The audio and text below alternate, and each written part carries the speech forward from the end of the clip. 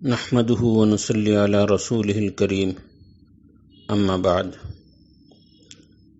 فقد قال النبي صلى الله عليه وسلم الكيس من دان نفسه وعمل لما بعد الموت او كما قال عليه الصلاة والسلام۔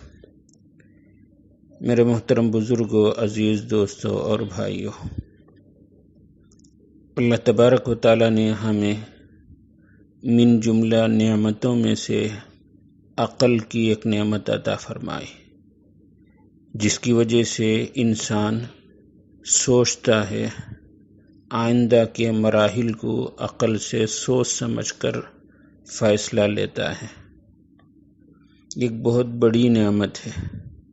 کوئی بھی کام ہو، پہلے انسان عقل سے سوچتا ہے۔ بچے کو اسکول میں، مدرسے میں داخلہ لینا ہے، پہلے سوچتا ہے کہ مستقبل میں بچے کی صلاحیت اور بچے کا علم نکھر کر آئے تو کون سا اسکول اور کون سا مدرسہ مناسب ہوگا۔ شادی کا مرحلہ ہے، سوچتا ہے ہمارے گھر میں جو لڑکی ہے اس کے لیے کون سا سسرال مناسب ہوگا۔ بغیر سوچے فیصلہ نہیں اٹھاتا۔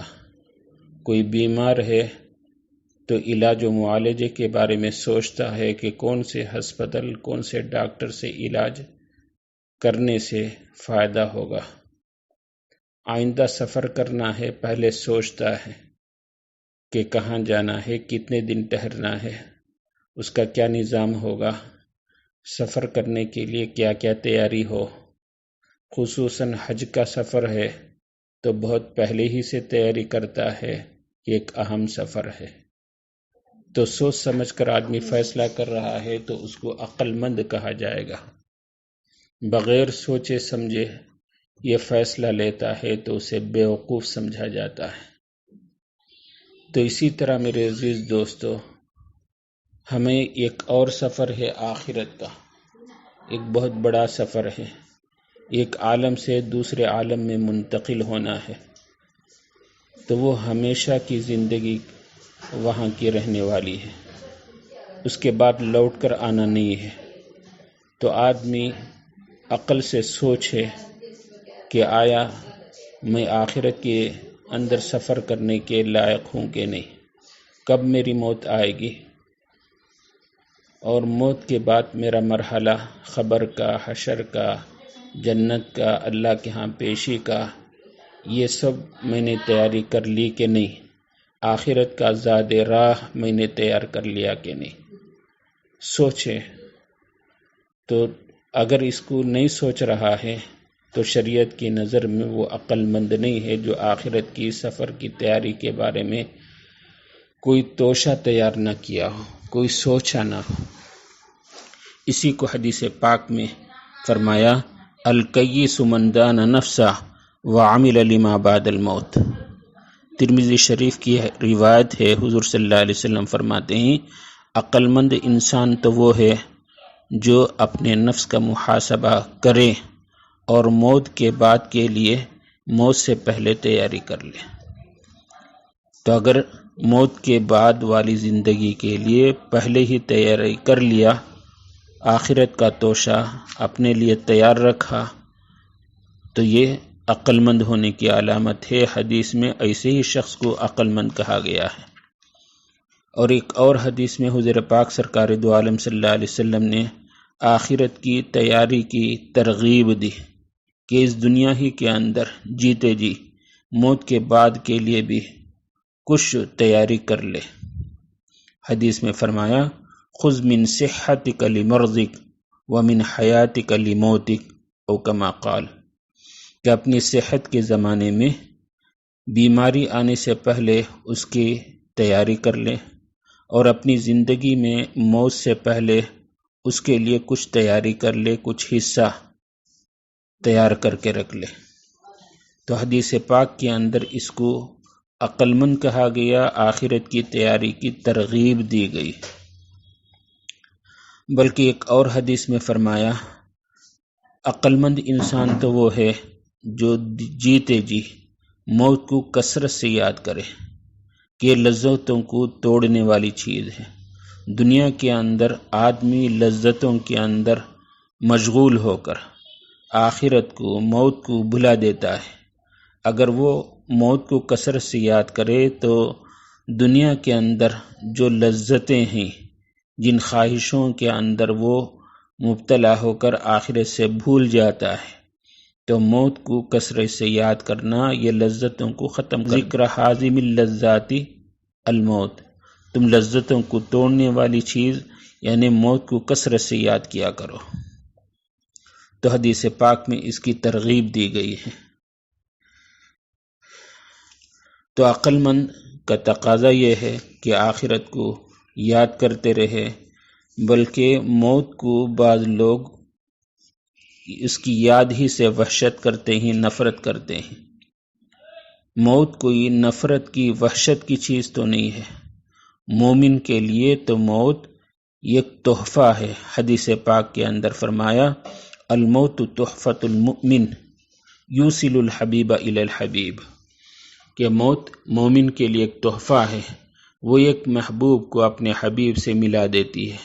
الموت جسر، فرمایا موت ایک پل ہے کہ جس کی وجہ سے ایک آدمی اپنے محبوب سے ملتا ہے۔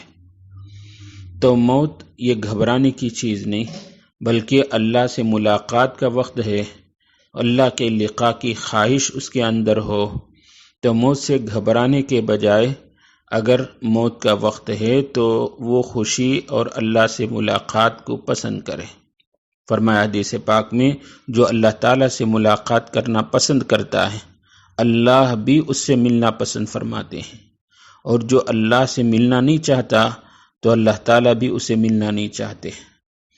تو اپنے دن بھر کے معمولات میں تھوڑی دیر موت کو یاد کرے، جس کو مراقبہ موت کہا جاتا ہے۔ ہمارے اکابر اولیاء اللہ، ہمارے مشائخ مریدین کو اس کی تلقین کرتے ہیں۔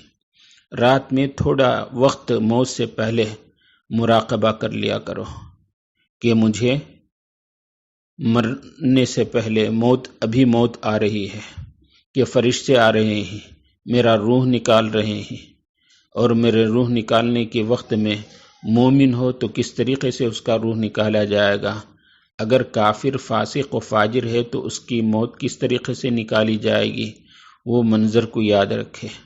اس کے بعد مجھے لٹا دیا جائے گا، نہلایا جائے گا، لوگ روئیں گے، پھر آخر کار قبر کے گڑھے کے اندر مجھے منو مٹی کے نیچے ڈال دیں گے۔ آج ہم نرم بستروں پر سویا کرتے ہیں، تو موت کے آنے کے بعد قبر کے مٹی کے اندر جہاں کوئی بستر نہیں، جہاں کوئی روشنی نہیں، جہاں کوئی ہوا کا گزر نہیں، آج ہم روشنی کے بغیر نہیں رہ سکتے، ہوا، فین اور اے سی کے بغیر نہیں رہ سکتے، کل کے دن ہمیں ایسے قبر کے گڑھے کے اندر ڈالا جائے گا، تو وہ قبر کا گڑھا ہمارے لیے راحت کا، جنت کے دروازوں کے کھلنے کا، اور آخرت کے یہ جنت کے بستروں کے بچھانے کا اگر سبب بننا ہو تو موت سے پہلے ہمیں اس کے لیے کچھ تیاری کرنا ہے۔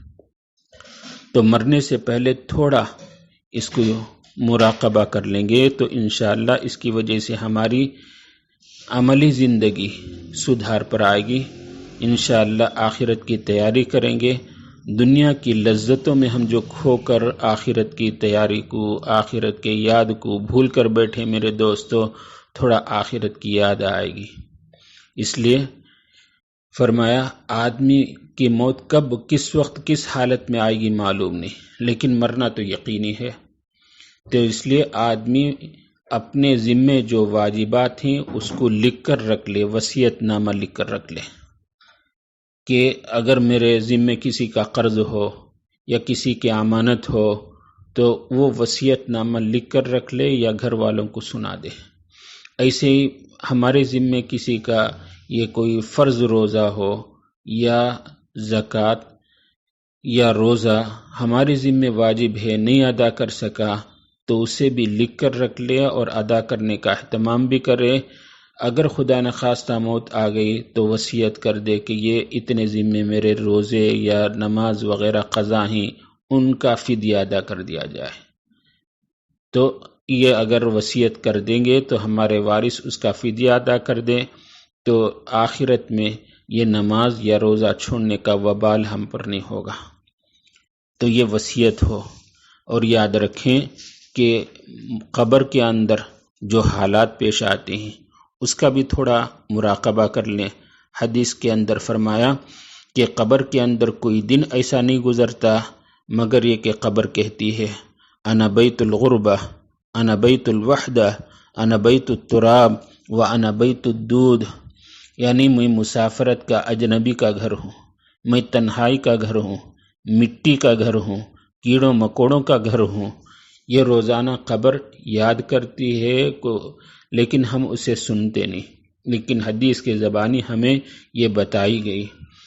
جی ان باتوں کو ہمیں روزانہ مراقبے کے طور پر یاد کریں گے، انشاءاللہ موت کی تیاری ہمارے لیے آسان ہوگی، موت کے بعد کے مراحل قبر کے اور آخرت کے ہمارے لیے آسان ہوں گے۔ اللہ تبارک و تعالی ہمیں موت سے پہلے موت کی تیاری کرنے کی توفیق ارزانی سے نوازے، آمین۔ وآخر دعوانا